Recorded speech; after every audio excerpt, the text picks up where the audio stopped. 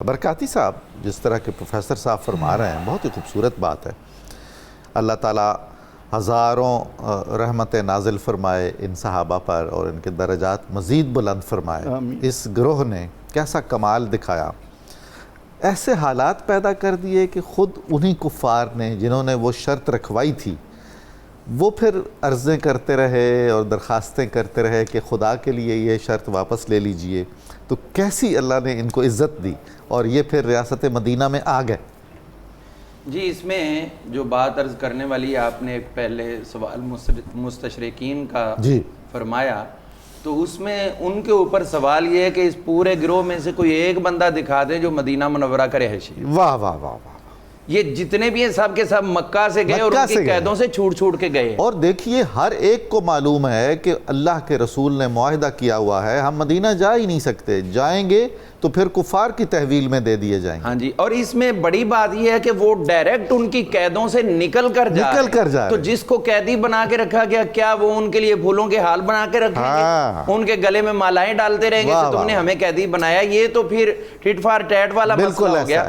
اب دوسری بات کی طرف ہم آتے ہیں کہ حضرت سیدنا ابو بصیر رضی اللہ عنہ، آپ کو نبی کریم رؤوف رحیم صلی اللہ تعالیٰ علیہ وآلہ وسلم نے واپس کر دیا، اور حکمت یہ تھی جو دوسرا بندہ بچ گیا کہ یہ جا کے مکہ میں پورے حالات ذکر کرے گا، یہ ان کو بتائے گا کہ حضور صلی اللہ علیہ وسلم معاہدے کی پابندی فرما رہے ہیں. اگر وہ بھی قتل ہو جاتا تو پھر تو مفروضوں کی بنا پر کچھ بھی ہو. بالکل صحیح بات. تو اس کے اندر حکمت یہ تھی، ان کی جد و جہد کو لوگوں کے سامنے ہائی لائٹ کرنا تھا کہ اب اپنے معاملات کے وہ خود ذمہ دار ہیں. حضور میں نے تو یہ عرض کیا تھا جب ایک مجلس میں یہ مستشرقین والی بات ہوئی نا کہ یہ نادر نکتہ خود کفار مکہ کے ذہن میں تو آیا نہیں اس زمانے میں، یعنی کسی ایک کافر مکہ نے یہ نہیں کہا کہ اس گروہ کو ریاست مدینہ کی خفیہ سرپرستی حاصل ہے.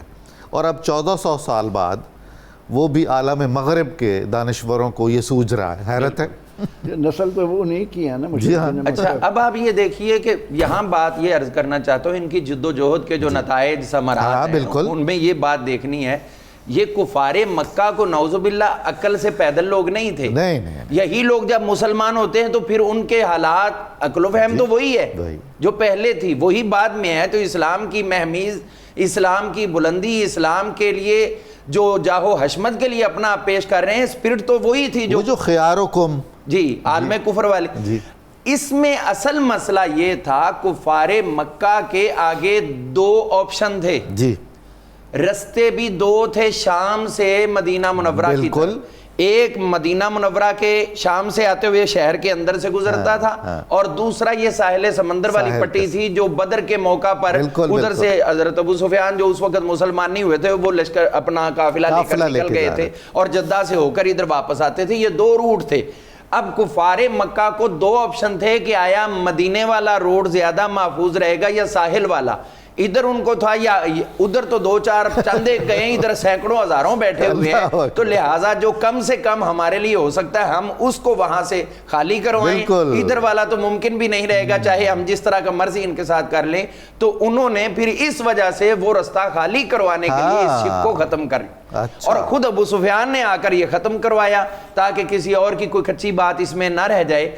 تو اب یہ ان کی جد و جہد کا یہ پہلا اثر تھا کہ اپنی اقتصادی گردن چھڑوانے کے لیے انہوں نے خود اس شک کو ختم کروایا کہ جو لوگ مکہ سے مسلمان ہو کر آئیں گے مدینہ منورہ انہیں واپس نہیں کیا جائے بلکہ ان کا جہاں جی چاہے وہ رہتے رہے. یہ تو دیکھیے پھر فتح مکہ کی بنیاد اسی شک کی واپسی پر پڑ گئی. بالکل اسی شک کی واپسی پر.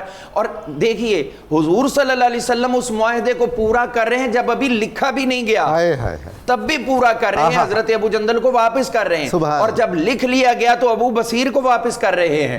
اب یہ شک جو ہے ختم کروانے کا معاملہ اہل مکہ کی طرف سے آیا اور حضور صلی اللہ علیہ وسلم نے اس شک کو قبول فرمایا. اور ایک بات اس میں اور بھی عرض کرنا چاہتا ہوں جو اس ہمارے سوال کے ساتھ ریلیٹ ہے کہ صرف یہی شک ختم نہیں ہوئی، اصل تو جو شک تھی دونوں کے درمیان تفاوت رکھنے کی وہ یہ تھی.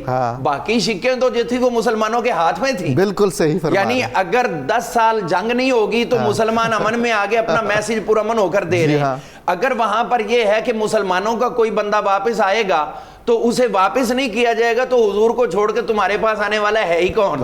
اور پھر اگر ہم یہ دیکھتے ہیں کہ نبی کریم علیہ السلام کے اطراف میں جتنے قبائل ہیں وہ جس کے ساتھ چاہیں مل جائیں، تو سوائے ایک قبیلہ بنی بکر کے اور کوئی قبیلہ ان کے ساتھ ملا ہی نہیں. یعنی مرکزی شرط ہی یہ تھی اور وہی واپس ہوگی. یعنی یہ بنیاد ختم کروانے والے ہی حضرت ابو بصیر تھے، اور ان کی اس جد و جہد نے جو ہے وہ مکہ کی فتح کا رستہ انتہائی آسان. برکاتی صاحب یہ وہی دور ہے، وہی واقعہ ہے جب حضرت ابو سفیان ابھی مسلمان نہیں ہوئے تھے تو رسول اللہ صلی اللہ علیہ وسلم کے بستر مبارک پر ان کو نہیں بیٹھنے دیا. جی یہ وہی وقت ہے حضرت ام حبیبہ. تو اب اس میں ایک بات میں اور اجازت سے آپ کے عرض کرنا چاہوں گا. حضور صلی اللہ تعالیٰ علیہ وسلم نے جب یہ معاملہ فرما دیا حضرت ابو بصیر کے حالات میں کہ جب یہ شرط واپس ہوئی تو اس وقت حضور نے جو ان کو خط مبارک لکھا تو جب ان کا وقت وصال تھا وہ سینے پہ رکھا ہوا ہے، اور اس حالت میں اس نامہ مبارک کو سینے پہ رکھتے ہوئے دنیا سے